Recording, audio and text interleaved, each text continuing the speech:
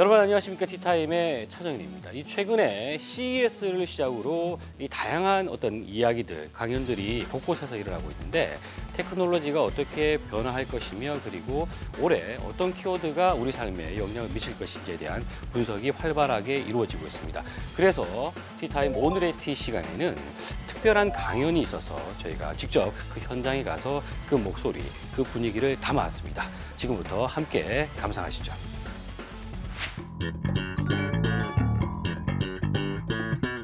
네, 안녕하세요. 손재원 기자입니다. 방금 순회 공연을 마치고 돌아온 느낌이 듭니다. 그 CES 다녀와서 여러분들 현지에서도 제가 간담회 조그맣게 했었는데요. 제 생각은 제가 매년 CES 가다가 많이 이제 느끼는 게 있었는데 저는 이제 제목을요. The World of New, 이제 새로운 시대가 왔다라고 생각을 합니다. 왜냐하면 제가 매년 CES를 가다 보니까 2년 전, 작년하고도 올해하고 바뀌었고 특히 올해 굉장히 많이 바뀐 것을 보면서 아 이제 산업 트렌드가 완전히 넘어갔구나라는 것을 느끼게 됐습니다. 그래서 The World of New라고 제가 감히 말씀을 얘기를 하게 됐고요. CES를 이렇게 간단하게 증권사에서 정리를 한 건데 보시면은 16만 명, 그 주최 측 추산 17만이라고 보도자료가 나왔습니다. IFA하고 MWC 2월에 하는 MWC하고 9월에 하는 저 IFA 세계 IT 쪽에는 제일 큰 행사인데요. 그 중에 그 CES가 연초에 하기 때문에 많은 주목을 받고 또 전시 규모도 굉장히 크고 제일 크지 않습니까? 전시 규모도 크고 참가 업체수도 굉장히 많고 뭐 언론사도 6,600개 뭐 수만 명 정도 됩니다. 그리고 이 17만 명 중에 한 절반 정도가 외국에서 오고요. 이 중에 외국인들 중에 제일 많은 사람들이 캐네디안이고 두 번째로 많은 나라가 어딘 줄 아세요?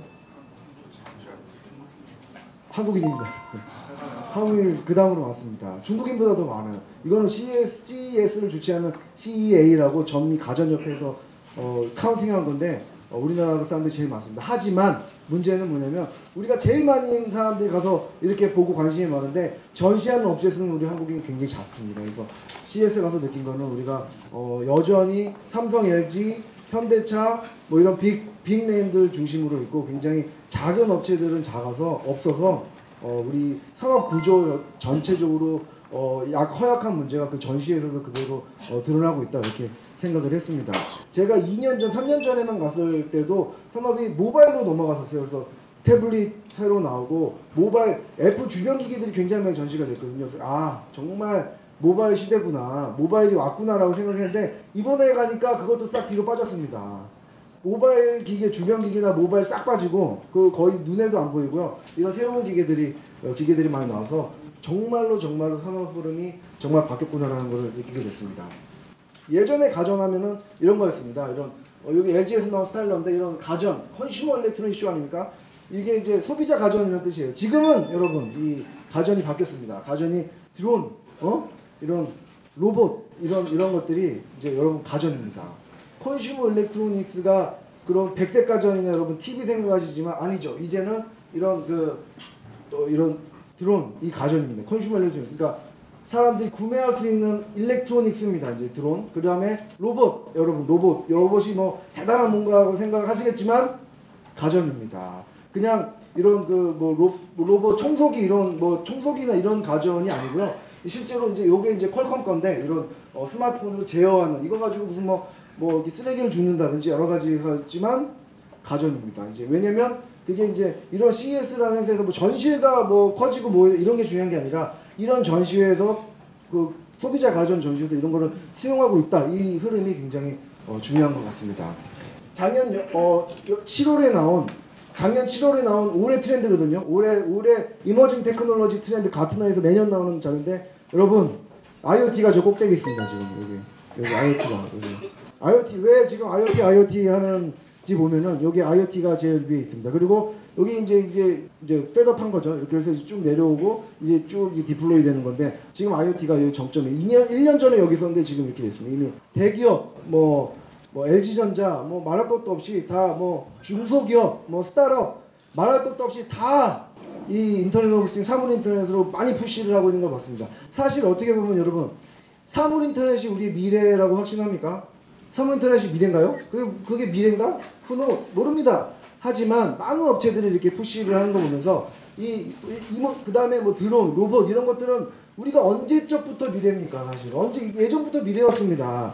이런 기술을 가지고 굉장히 푸시를 하고 있는 걸 보면서 정말 제가 느낀 거는 전시장 가서 느낀 거는 정말 비즈니스가 만들어지는구나라는 걸 느꼈습니다. 정말 이게 기술로만 이게 혁신은 그 디싱킹 이론 아닙니까? 혁신은 테크놀로지와 비즈니스와 휴먼 밸류의 교차로 해서 나온다는 이론이 디싱킹 이론인데 요 테크놀로지만 있어서도 안 되고 비즈니스만 있어서도 안 되고 이런 휴먼 밸류만 이것만 너무 커서도 안 됩니다. 이게 교차로 해서 나오는데 지금 인터넷 오브 싱스라든지 드론, 3D 프린터 이런 이머징 테크놀로지들이 이런 비즈니스 모델을 만나고 또 휴먼 밸류를 만나서 이노베이션으로 지금 달려가고 있구나라는 걸 이번에 느끼게 됐습니다.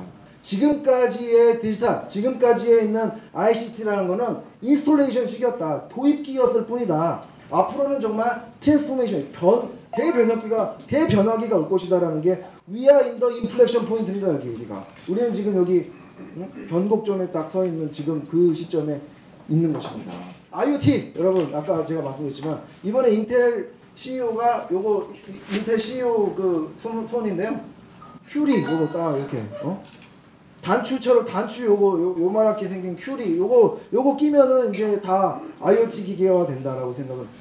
저는 IoT 당연히 화두죠. 신문에 많이 나왔습니다. 언론에 많이 나왔습니다. 여기서 저 하나 더 붙이겠습니다. 저는 IoT이라고 저는 생각을 합니다. IoT는 앞으로 동사가 될 것입니다. IoT는 사물화가 된 게 아니에요. 사물 인터넷화. 그래서 뭐 어쩌라는 거야? 사물 인터넷 뭐 어쩌라고? 사물 인터넷화, IoT이즈라고 저는 생각을 합니다. 지금 연결되지 않은 제품들은 연결되게끔 만들어질 거고요. 앞으로의 모든 새로운 나온 디바이스들은 다 연결된 제품들이 나올 것입니다. 요거는 센스라는 회사인데 이번에 신문에도 좀 나왔는데 요거는 뭐냐면 이 프랑스에서인데 디자인을 잘합니다. 왜냐면 요 센스란 요게 쿠키예요.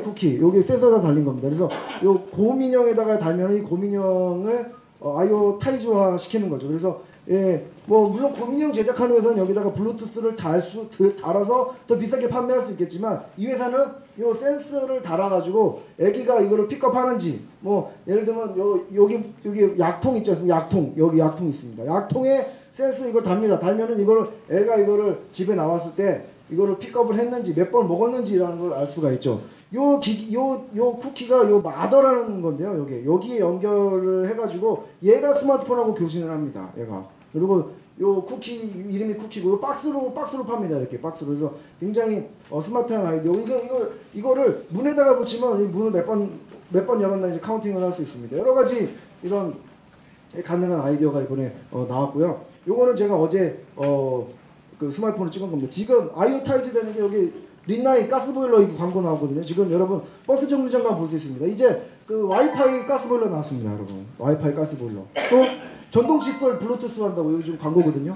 그러니까 전동 칫솔에다가 몇 번 드르륵 했는지 그 카운팅 한다는 거 아닙니까? 이게 새로 나온 제품들이에요. 새로 나온 제품들은 다 이게 IoTi즈화 돼가지고 이제 다 연결된 제품들이 이제 지금 나오고 있습니다. 이런 연결 뭐 오케이. 근데 이번에 CES 가서 느낀 건데 연결된 거는 중요한데 연결된 거 앞으로는 오케스트레이션 이슈가 발생하겠구나라는 걸 생각을 했습니다. 앞으로 인터넷 오브 싱스나 모든 웨어러블이나 이 오케스트레이션 이슈가 굉장히 중요할 것이다라고 생각을 합니다. 그래서 이거를 어떻게 지휘해서 통합해서 만들어낼 것인가가 앞으로 이슈가 되지 않을까 생각을 합니다. 그다음에 두 번째로는 3D, 4K, 5G 345가 제가 한번 잡아봤습니다. 3D, 4K, 5G가 앞으로 뭐 당연히 중요한 이슈가 될 것입니다. 요거는 이제 에릭슨에 나온 5G 뭐 스마트 시티즌 어느 슬라이드에서도 속도에 대한 얘기 전혀 없습니다. 완전히 새로운 세계를 자기네들이 하겠다라는 게 에릭슨의 주장이고 실제로 그렇습니다. 3D, 4K, 5G 합쳐가지고 저는 VR 여러분 저도 이번에 가기 전에 VR 굉장히 회의적이었어요. 이렇게 가상현실 기기 있지 않습니까? 이거 차는 거 이거 멍청한 사람들이 쓰고 있지 이거를 왜 쓰고 있어 생각했지만 이번에 제일 인기가 많았어요. VR 저는 많이 볼 수가 없었어요. 그러니까 전 시장은 많이 봤는데 실제로 너무 줄이 많아가지고 줄이 많이 서가지고 볼 수가 없었습니다. 앞으로 저는 감히 한번 예측을 해봅니다. 앞으로 VR이 정말 게임 지금 앞으로 10년 내에 5년 10년 내에 게임과 영화와 TV 콘텐츠는 하나가 될 것입니다. VR로 저는 수렴이 될 수 있다라고 감히 예측을 해봅니다. 모든 제품들이 다 모바일과 연결되어 있고 모든 제품들이 다 연결되어 있는 아이디어 다 여러분 특징이 뭐냐면 월드 퍼스트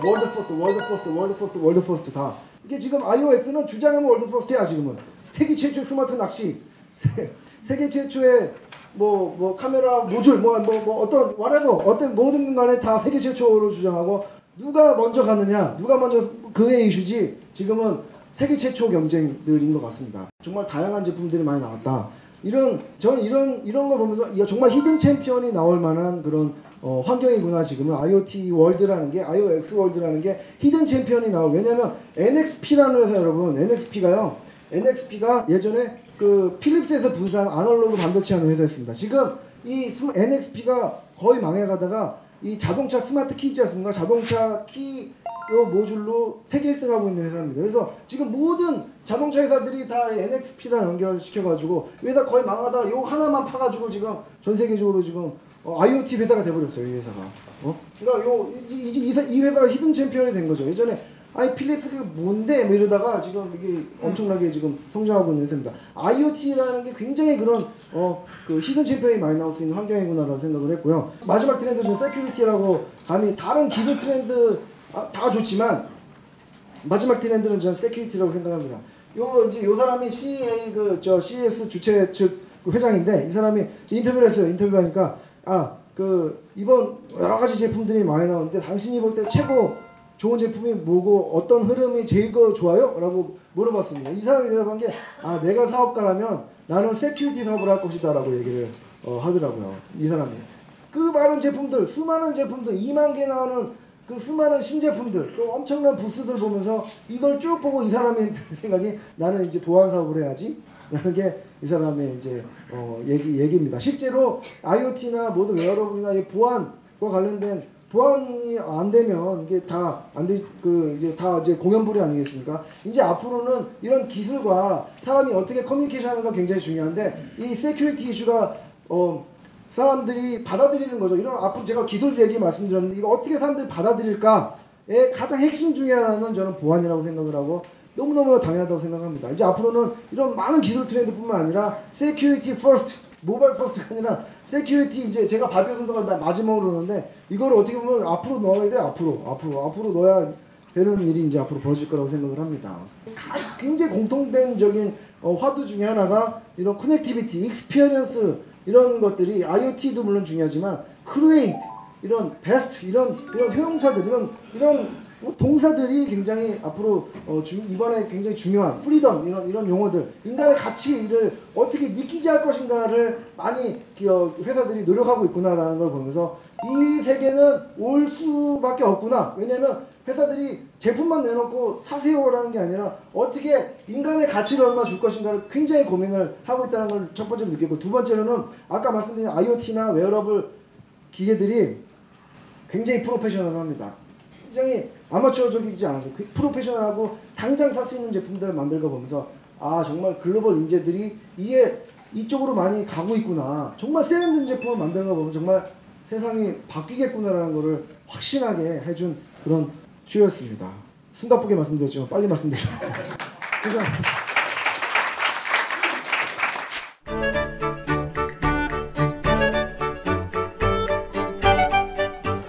안녕하세요.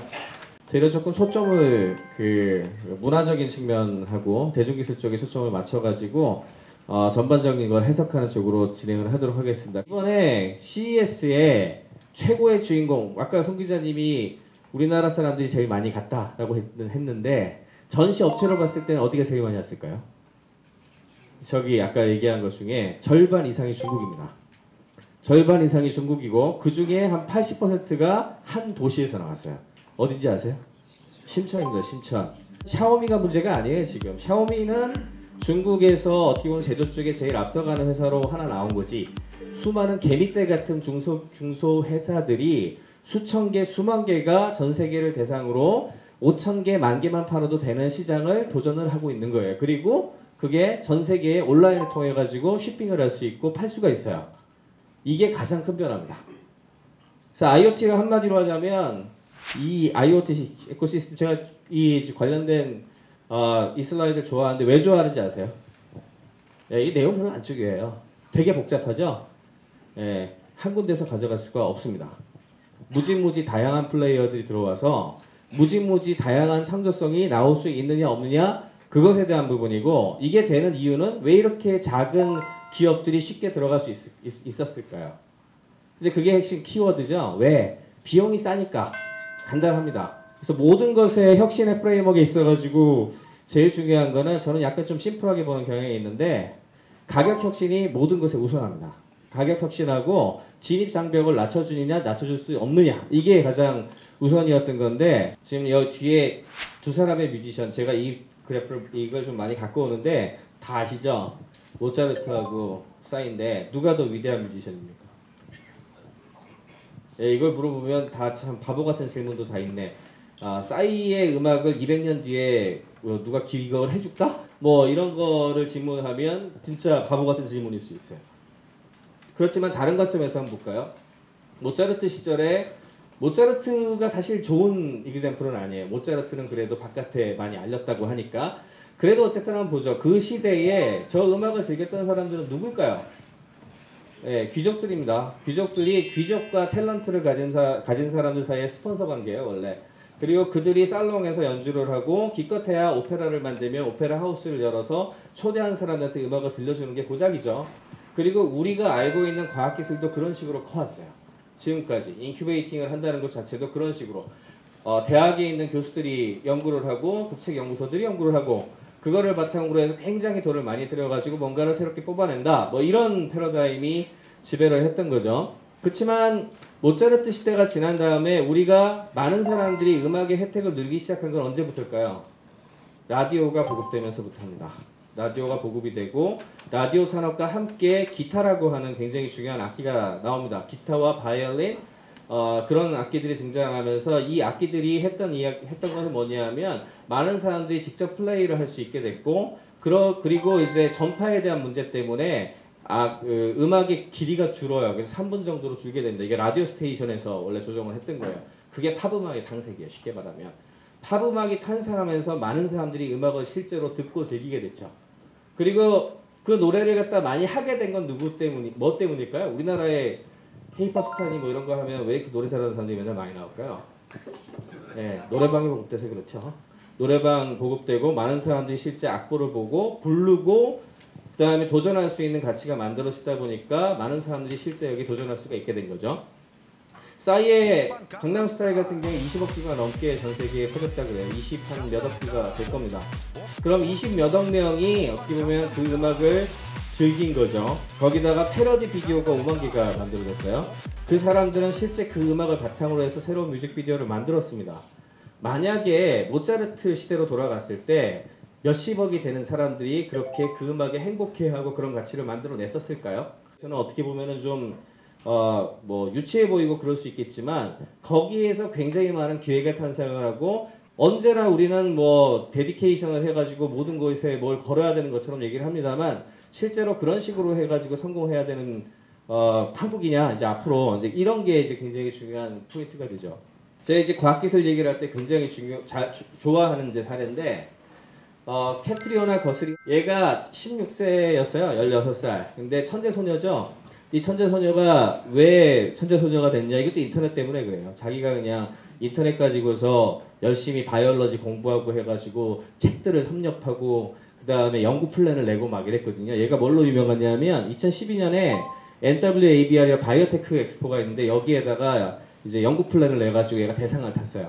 근데 이 친구가 자기 아이디어를 가지고서 암 센서 만드는 기술이었는데 자기 아이디어를 실제 실현하기 위해서 여러 연구실을 찾아 헤맸어요. 원래 집이 시애틀 근처였기 때문에 뭐 여러 군데다가 어플리케이션을 냈는데 다 거절을 당해요. 왜? 나이가 안 된다 아직 너. 그러니까 우리 연구실에 와가지고 이 연구 퍼실리티를 이용해서 연구 못한다. 그러니까 조금 더 커서 와라. 이런 식으로 다 리젝을 먹어요. 그런데 딱 한 군데 한 3개월 동안 고생한 끝에 맨 마지막에 헌팅턴 캔서 리서치 센터라고 시애틀에 있는 그 연구소에서 인턴으로 그럼 와서 좀 해볼래? 라고 해가지고 처음으로 그 허가증을 내주게 되는데 그 허가증을 받았을 땐 이미 이 친구의 생각이 바뀌어 있었어요. 어떻게 바뀌었을까요? 이건 뭔가 잘못된 세상이다.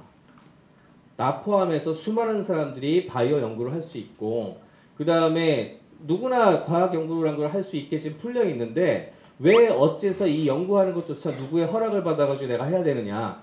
이건 이 세상이 잘못된 거기 때문에 캔서 연구 그 자체보다 더 중요한 모순에 우리는 빠져 있다.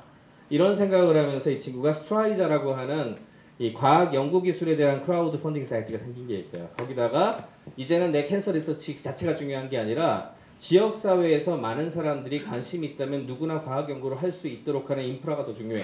라고 하고 요 플랜을 올려요. 이게 하이바이어 커뮤니티 랩이라고 해서 Doing Yourself Bio라고 해서 시애틀에 이제 그 컨테이너 조그만 공간을 얻어가지고 거기에 자기가 연구 그 할 수 있는 퍼실리티를 놓고 수많은 어떻게 보면 대중과학자들이죠. 이 사람들하고 같이 연구를 할 수 있는 걸 하겠다 해서 한 600만 원 정도의 펀딩 목표를 했는데 펀딩이 돼서 이걸 이제 그 시애틀에 조그만 그리고 이제 규제 같은 것들이 있는데 그런 것들 같이 풀어주고 이런 식으로 이제 진행을 하게 됩니다. 드론 같은 경우에도 3D 로보틱스라고 해가지고 원래 그 와이어드라고 하는 잡지의 편집장을 했던 크리스 앤더슨이라는 사람이 만든 회사인데 이 친구가 처음에 시작하게 된 계기 아세요?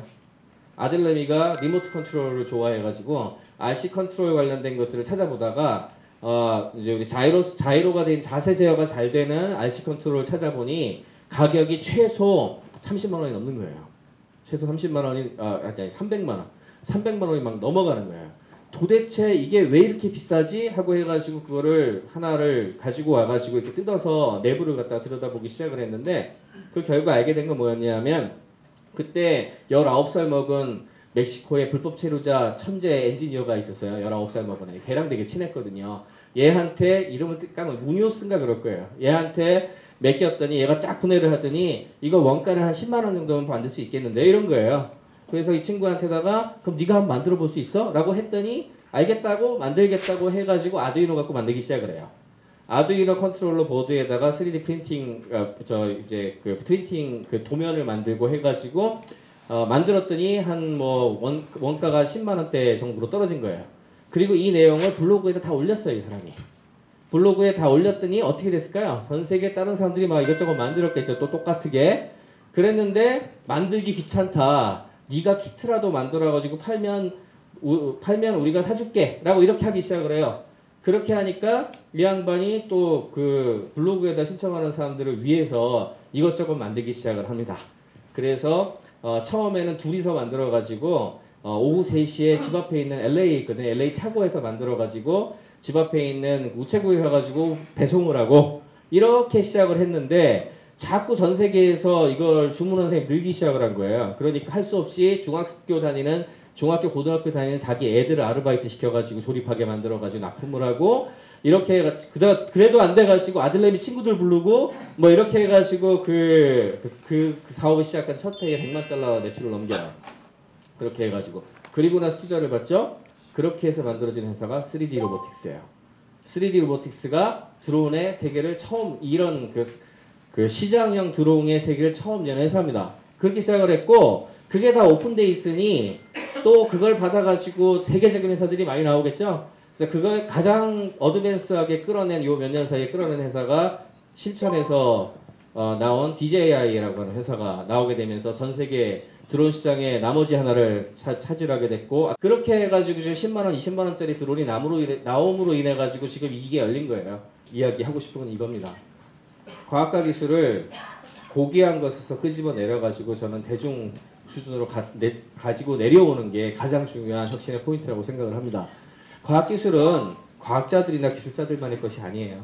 우리 모두의 것입니다. 우리 모두의 것이고 누구나 과학기술에 접근하고 이야기하고 사용할 수 있는 시대가 온다면 지금보다 훨씬 혁신의 가능성은 빨라질 것이고 그 가능성에 대해서 모든 것을 걸어 잠그는 문화가 아니고 어떻게 보자면 그 빗장을 열어줄 수 있는 틀과 그다음에 어떤 규제를 풀어주는 어떤 그런 부분들이 가장 중요하다. 이야기를 드리고 마치겠습니다. 감사합니다.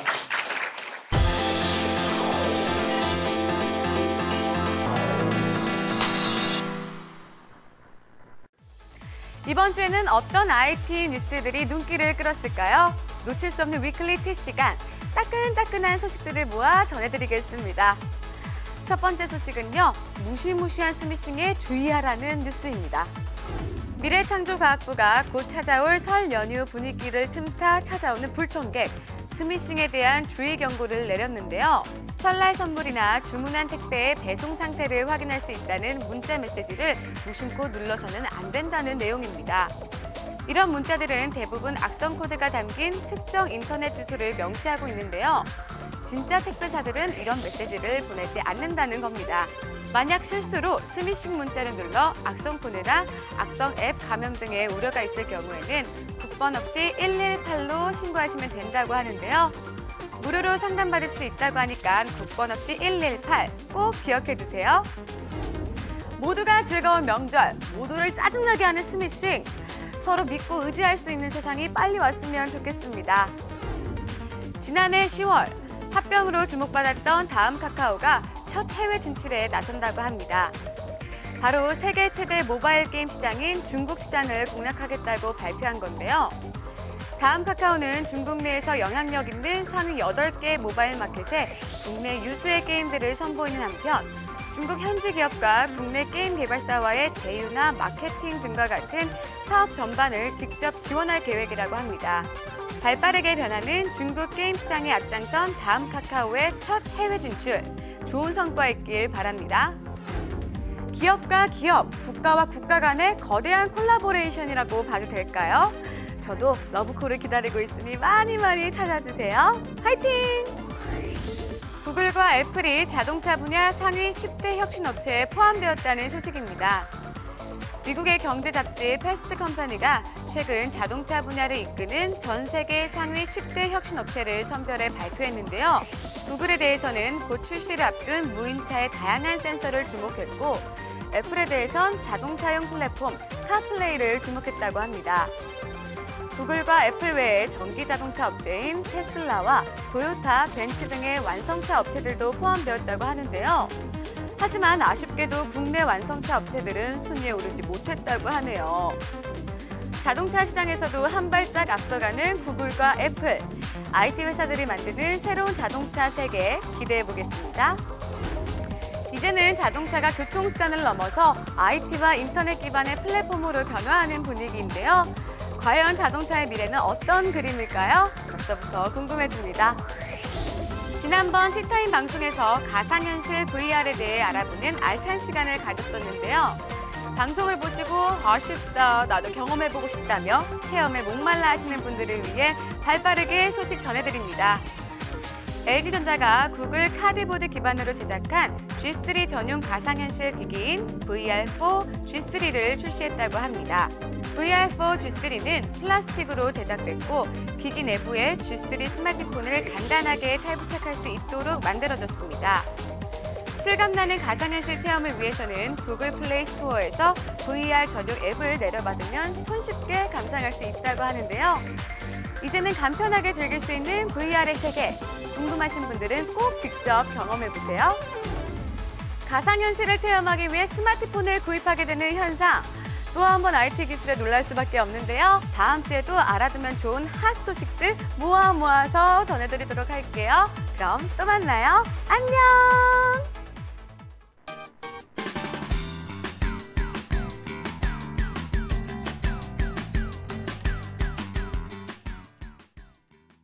네, 티트렌드 김진영 대표와 함께합니다. 안녕하십니까? 안녕하세요. 자, 오늘은 어떤 테마를 준비해 오셨습니까? 오늘의 테마는 굉장히 재밌습니다. 요즘 육아에 관심 많는 예. 그 유아를 자녀로 둔 어머니들 뭐 제가 그래요. 어머니가 아니라 아빠도 관심이 많습니다. 많죠. 네. 요즘 뭐 당연히 아빠도 관심 많고요. 네. 가족의 먹거리를 생각하는 주부들.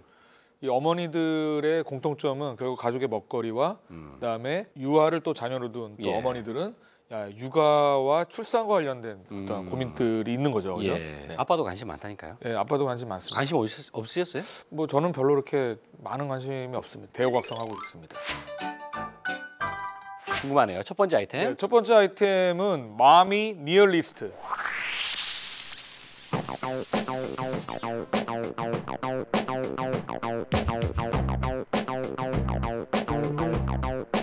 사용자 기반의 위치 기반 서비스예요. 이 서비스를 이용하면 인근에 있는 그러면 기저귀 대가 있는 예를 들면 레스토랑이랑 화장실, 그다음에 아기 의자만 전문적으로 빌려주는 레스토랑 등 유아를 둔 엄마들이 어디에 있든지 상관없이 인근의 다양한 정보를 아하. 제공을 해주는 전문적인 서비스라고 보시면 될 것 같습니다. 재미난 것은 네. 플랫폼 사업자가 직접 그 정보를 수집해서 올리는 게 아니라 예. 엄마들이 직접 참여해서 그 지역에 갔었던 경험을 했던 엄마들이 예. 그 경험들을 계속 올려서 집단지성에 의해서 일종의 새로운 육아 커뮤니티가로 발전하고 있는 새로운 스타일의 서비스라고 할 수 있습니다. 그렇군요. 이 비즈니스 모델은 뭡니까? 비즈니스 모델은 현재 광고입니다. 광고. 왜냐? 자, 대부분의 이런 서비스들의 특징은 대부분 수익 모델은 광고로 갈 수밖에 없습니다. 예. 지금 15만 명의 엄마들이 가입해 있어요. 꽤 많네요. 꽤 많죠. 지금 150만 달러를 투자를 받았고요. 이미. 예. 그러니까 15만 명의 숫자가 그냥 일반적인 가입자 숫자면 작은데 0세부터 예를 들면 6세까지의 유아를 자녀로 둔 엄마만 가입해 있다고 생각해 보십시오. 이건 대단히 타겟티드 마케팅이 가능한, 타겟 마케팅이 가능한 숫자라는 거죠. 그러면 예를 들면 유아 뭐 용품이라던가 예. 이유식을 만드는 이런 회사들은 사실은 여기가 좋은 광고 플랫폼으로 생각될 수밖에 없다는 거죠. 국내의 적용 가능성 어떻게 보십니까? 아기를 데리고 어떤 특정 지역에 가게 되면 내가 사전 정보를 모르는 상황에서는 굉장히 당황스럽습니다. 아 그럼요. 예. 그런 것들을 아주 효율적으로 해결할 수 있다면 한국에서도 충분히 이런 정보가 만약에 국내에서 서비스되면 야, 그 서비스의 개선에도 도움이 되겠군요. 그럼요. 놀이방부터 시작해서 하여튼 애들과 엄마들이 같이 뭔가 활동하고 먹고 뭔가 할 수 있는 모든 곳들에 네. 대한 정보를 취합해서 예. 보여준다는 게 되게 그렇군요. 상당한 강점인 것 같습니다. 집단 지성의 힘을 적용한 모바일 비즈니스 모델. 그렇습니다. 뭐 나름 괜찮은 것 같다는 생각이 듭니다. 자, 두 번째 엄마들을 위한 네. 아이템은 페레스라고 하는 네. 어패류나 또는 다양한 어떤 식재료 같은 것들의 신선도와 이런 오염 정도를 체크해주는 새로운 IoT 디바이스입니다.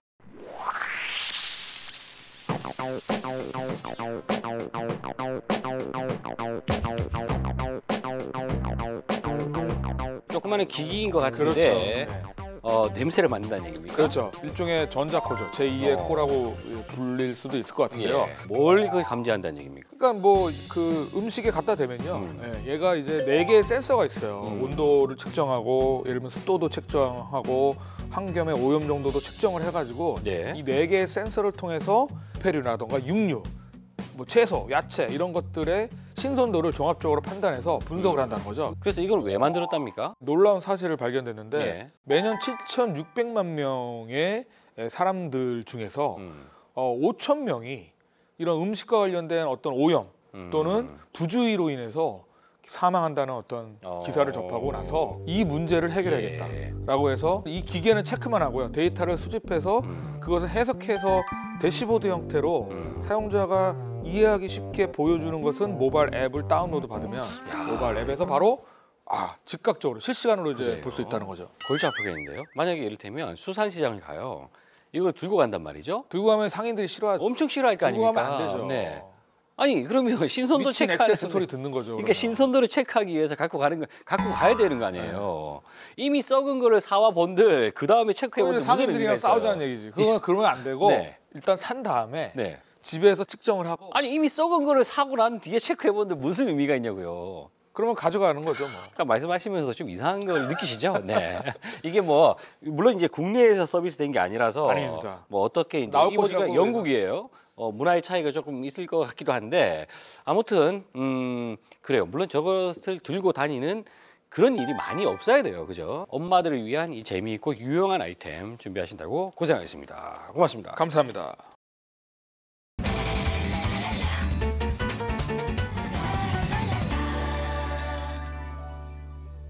네, 티타임이 준비한 이 특별한 강연 어떻게 재밌게 보셨습니까? 이 아이디어가 어떻게 비즈니스 모델로 만들어져 나가는지 다양한 사례들을 알 수 있었는데요. 티타임은 앞으로도 이런 어떤 재미나고 특별한 자리가 있으면 저희가 직접 찾아가서 여러분들에게 많이 알려드리는 그런 역할을 하도록 하겠습니다. 티타임 다음 시간에 다시 뵙겠습니다. 고맙습니다.